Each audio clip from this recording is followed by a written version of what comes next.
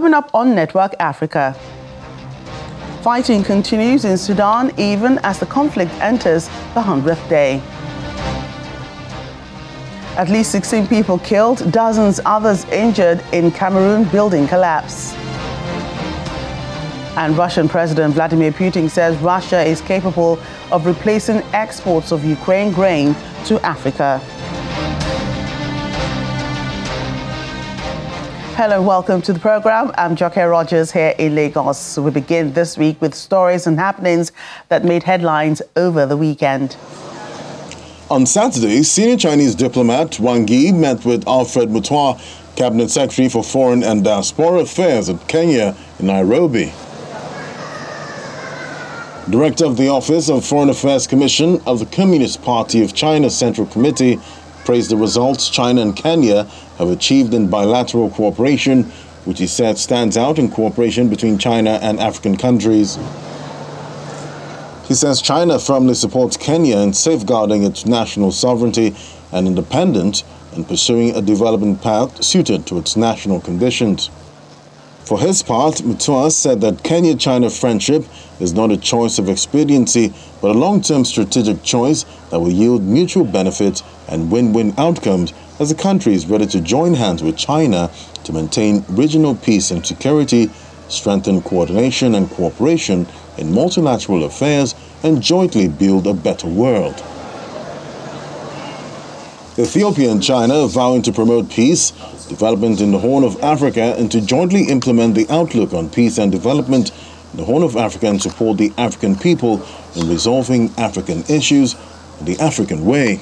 We had a very good talk. Over the weekend, Foreign Minister Demeke Mekonnen in Addis Ababa said that Ethiopia has a long history of developing relations with China and is firmly committed to strengthening cooperation with China at bilateral, regional and multilateral levels. According to him, Ethiopia supports the Global Development Initiative, the Global Security Initiative and the Global Civilization Initiative, which were proposed by China, and is willing to strengthen all-round exchanges between government, political parties and enterprises and deepen mutually beneficial cooperation in the fields of economy and trade.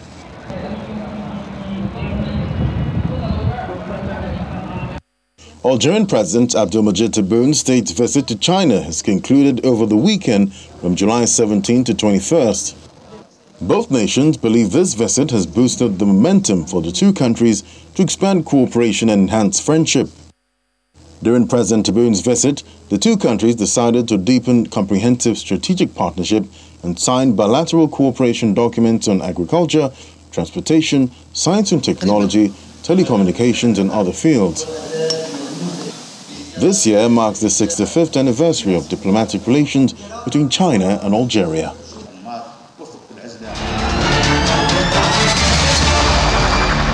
To our major stories today, it's now 100 days since fighting broke out in Sudan, and the conflict has wrought a devastating human toll, reigniting ethnic violence and sparking fears it could destabilize the wider region.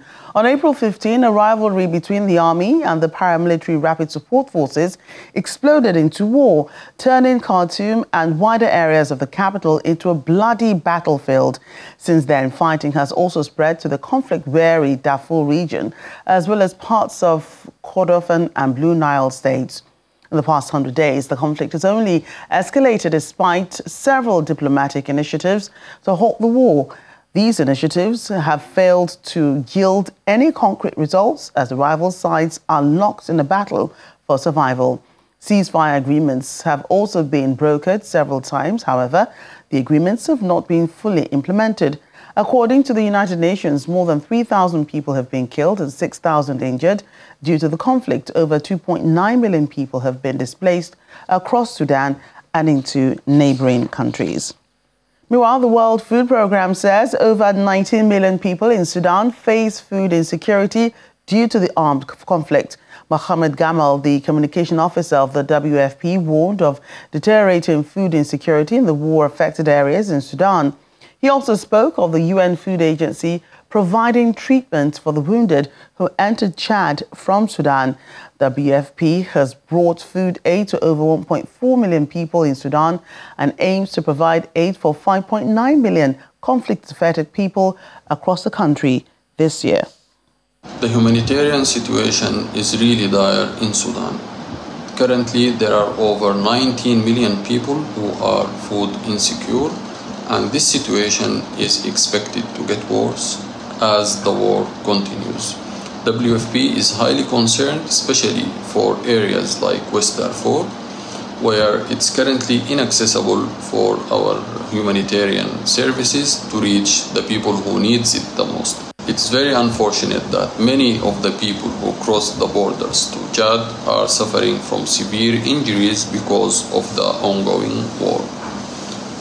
In response to that, WFP has reached over 150,000 people with its aid and established 2 units that are serving as hospitals to provide medical services to the ones that are affected by the war in Sudan. We urge the conflicting parties to facilitate humanitarian corridors for WFP to reach people who need its services the most. In the meantime, the United Nations Deputy Secretary General Amina Mohammed and the Executive Director of the World Food Programme, Cindy McCain, have visited the Chadian border to Sudan. There, they met with about 330,000 refugees, the vast majority of whom are women and children who have crossed the border in Chad to escape violence. The WFP Executive Director warned that the ripple effects of Sudan's war are impacting hunger and migration across West and Central Africa, rapidly depleting scarce resources. According to Ms. McCain, the spillover will be devastating for people and stability in the region already facing climate extremes, insecurity and economic decline. And as the crisis in Sudan continues to unfold, tens of thousands of South Sudanese are returning to their own country through border areas. The United Nations mission in South Sudan, UNMISS, and humanitarian partners are rallying to make sure that new returnees are safe and have access to necessary aid.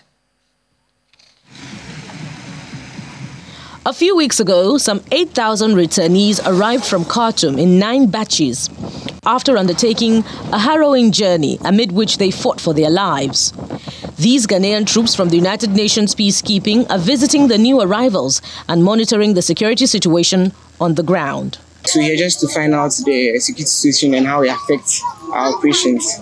If some of these activities are going to impede the operations of the UN, as well as find out how it will affect the general situation within the county. What's this? South Sudan is at a critical time in its history, and as the clock ticks towards the nation's first ever elections, these displaced returnees need all the help they can get. From what we've gathered here today, about 8,000 returnees from Khartoum arrived on 9 barges. Along the way, they had a few casualties, which is very sad. Currently, there are measures that have been put in place by other humanitarian organizations to convey them to certain places which they will be settling in once they are able to settle down. Most of them also do not fully understand where they are going to settle down, as they have been away for more than 15, 16 years. The returnees are safe for now, and the government, alongside its humanitarian partners and other friendly neighbors, are cooperating to do everything in their power to alleviate their suffering. It will, however, take time for them to rebuild their lives. The VOA's Africa correspondent Mohammed Yusuf joins me now for more. Hello, Mohammed. Hello there. So this crisis has dragged on for more than 3 months, 100 days already. Could you bring us up to speed on the latest development as we speak? As we speak, of course, fighting concentrates mostly in the capital, Khartoum. We understand the government, the Sudanese National Army continues to use its aerial powers to manage or to control the advancing RSF, who are trying to take more areas in the capital and other parts of the country. That has been so far, the situation hasn't changed. The fighting has been going on. There's been no clear winner of who's really winning the conflict. And as it stands, the situation hasn't changed. It's always been fighting. But we do understand that there's fatigue now setting in both camps, both rivals armies in the country. But will that translate to the halting of the conflict? We don't know yet. But as it is, we understand that there is now fatigue setting in. But also, there's, of course, also other efforts trying to bring to stop the conflict, of course, in the talks, that is, planned talks in Jeddah, in Saudi Arabia. We also understand that Sudanese civil societies, organizations are meeting in Egypt for 2 days, trying to see how they can also help bring an end to the fighting that is taking place in the country, and also provide some of expertise they have, and trying to bring forward the root causes of Sudan's conflict and try to bring a solution to the crisis now that's taking place in the country. But situation hasn't changed. They seem not to be tired fighting. It still goes on, and it's been always been the last 100 days. It's been like that. And there have been several attempts to bring the warring factions to end fighting, all of which have failed. As it stands, who is currently in control of the capital city, Khartoum? Is it the RSF or the Sudanese army? Of course, looking at the conflict itself, no one is winning this conflict. But some reports suggest that there's a little bit of advancement. The RSF is kind of getting into some new areas, and the military using its aerial power to subdue or to stop this advancement. That is what is taking place. But there's no clear winner. But to some, of course, if you speak to some observers in the region, particularly in Sudan, these two warring factions have vowed to continue with the fighting until there's a clear winner, and that is not what we have so far. Now we're having two armies that were still engaging in fighting and fighting in the country. And let's talk about the impacts of this crisis, which, of course, has brought about food insecurity, as we heard from the World Food Programme, and worsened the level of hunger in the country. How are humanitarian actors coping with aid delivery, and how are the refugees doing? Access to people who need assistance has been a problem that hasn't changed. It's changed a little bit when there was a ceasefire in the last several of them, of course, which did not bring any result or an end to the conflict. But they tried, of course. We understand that they're using local organizations to provide assistance, as they also find ways to bring in assistance. But access has been difficult, of course. There have also been looting of aid, humanitarian supplies meant for the people who are suffering by armed groups. That has been going on. Access is something that aid agencies have been pushing, and that hasn't changed. But with the renewed efforts now taking place in Sudan, in Egypt, now civil society coming in, will that maybe change the situation? I think in the coming days or the weeks' time will tell if they're able to succeed with that, or maybe stop the conflict ceasefire. And now that ceasefire is really implemented, and that also provides aid organizations to come in and provide that assistance. But of course, as it stands now, there are many people crossing over, trying to get to places where there's access or where they're able to reach aid organizations, particularly the Western regions, particularly, of course, in Chad. But access is still a problem. That hasn't changed. But it's 100 days, still goes on. People are suffering, but people are also trying to move out to safe areas. Those who are also getting out to neighboring countries, crossing over to neighboring countries. Of course, 740,000, according to aid agencies, have crossed over. More than 3 million people have left their homes. That is a very serious crisis. And if the war continues, the fighting continues, of course, as aid agencies have also warned, it's going to bring more problem for the country, for the region. And the International Criminal Court launched an investigation into alleged war crimes in Sudan. How's that probe panning out?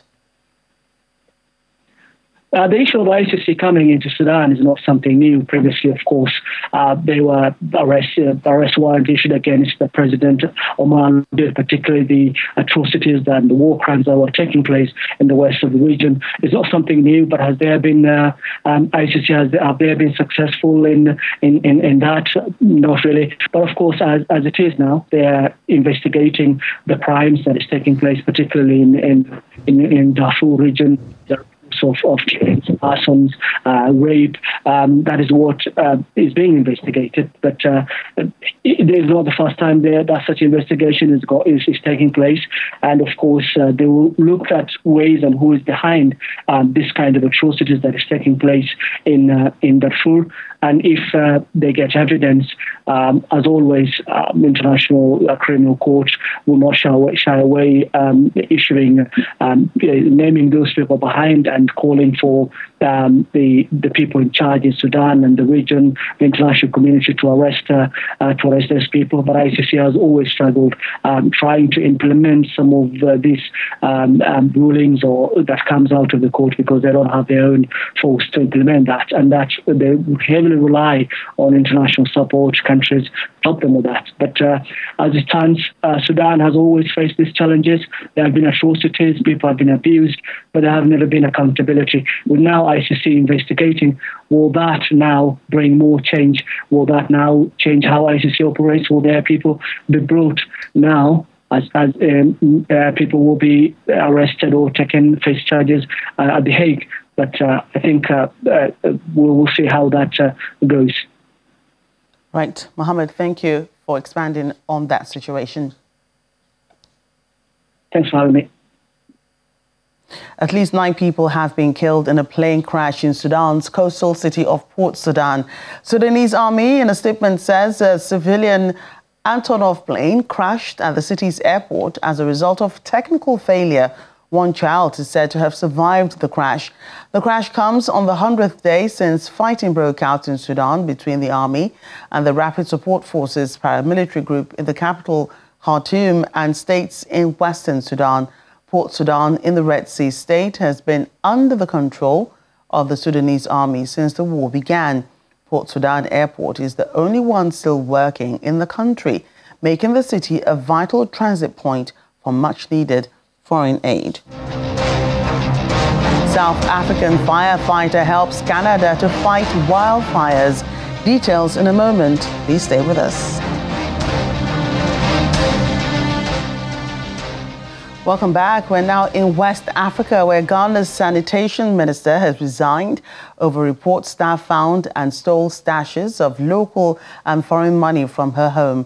Cecilia Abena Dapa made headlines on Friday after 2 former household staff appeared in court, accused of stealing cash and personal belongings from the minister and her husband between July and October 2022. Prosecutors told the court that the accused bought houses and a vehicle with the stolen money and gave some of it to relatives. In a letter to the president, Nana Akufo-Addo, she denied any wrongdoing, but newspaper reports on the $1 million, 300,000 euros and millions of local cedis allegedly stolen from Ms. Dapa's home sparked outrage against the minister on social media and calls for her resignation.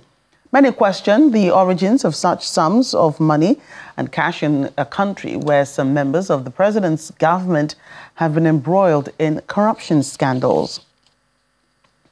The death toll from a building collapse in Cameroon has increased to 16. Others also injured after a 4-story building fell onto another residential building in the early hours of Sunday. Distressed neighbors described hearing screams in the country's biggest city, Douala.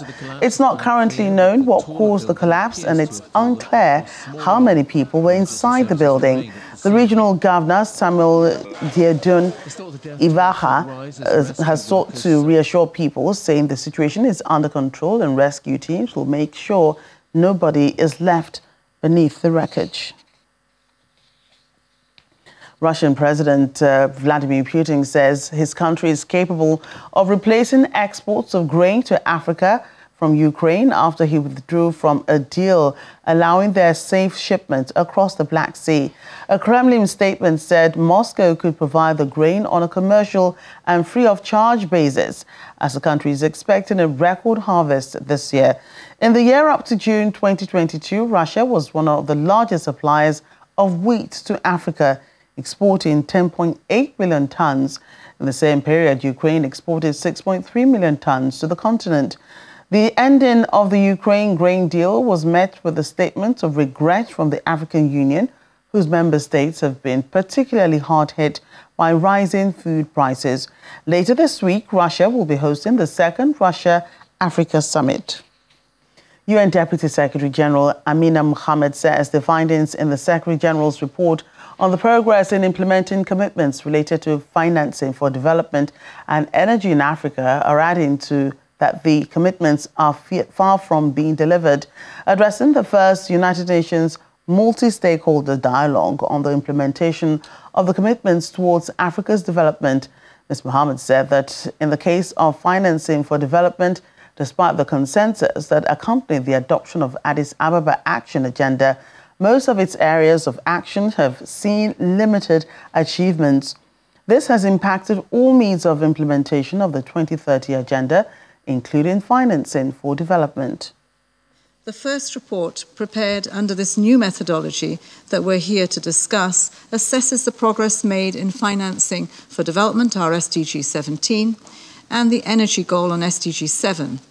The findings in both areas are, of course, concerning, and we see the commitments are far from being delivered. The lack of efficient and transparent mechanisms to support revenue administrations and public financial management results in hundreds of billions lost every year to illicit financial flows and to efficiencies. The absence of efficient administrations lowers the trust of financial stakeholders and increases the risk of SDGs investments in the continent, driving up the cost of debt servicing and limiting African countries' fiscal space.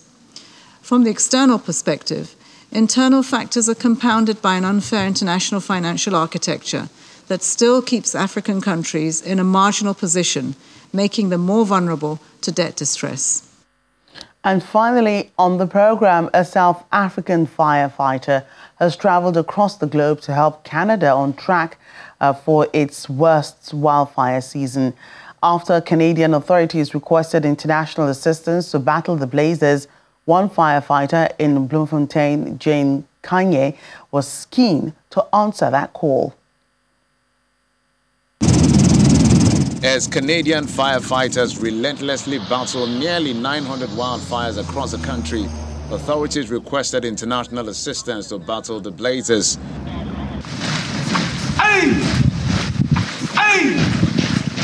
Among those answering the call from Bloemfontein in South Africa was 38-year-old firefighter Jane Kanye.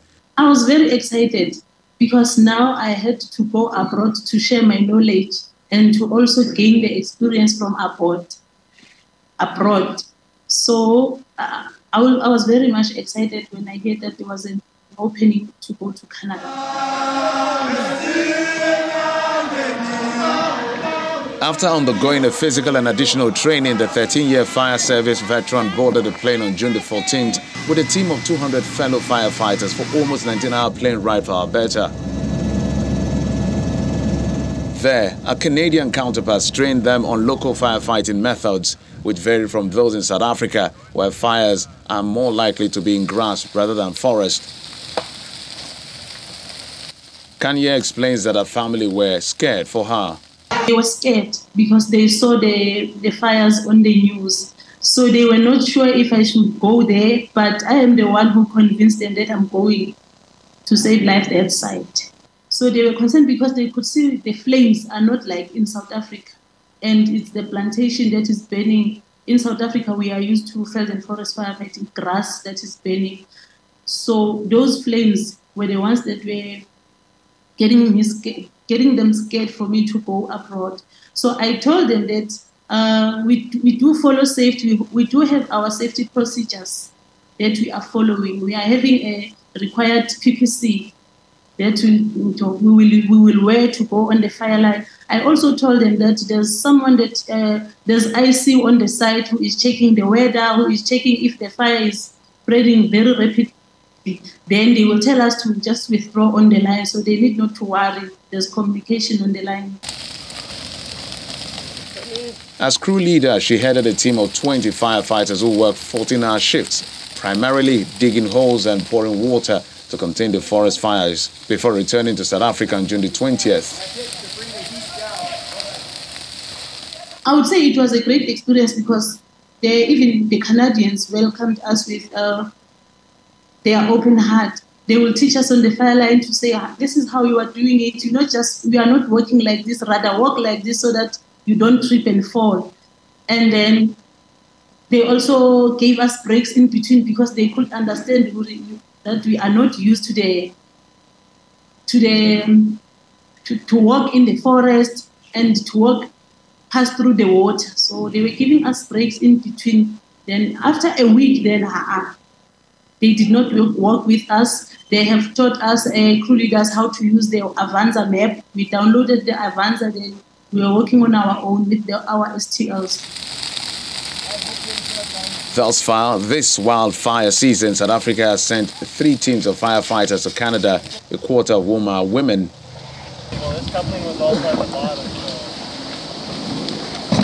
With about 20 million acres already burned across the country, Canada is on track for its worst wildfire season on record. That's our program today. Thank you for watching. I'm Joke Rogers.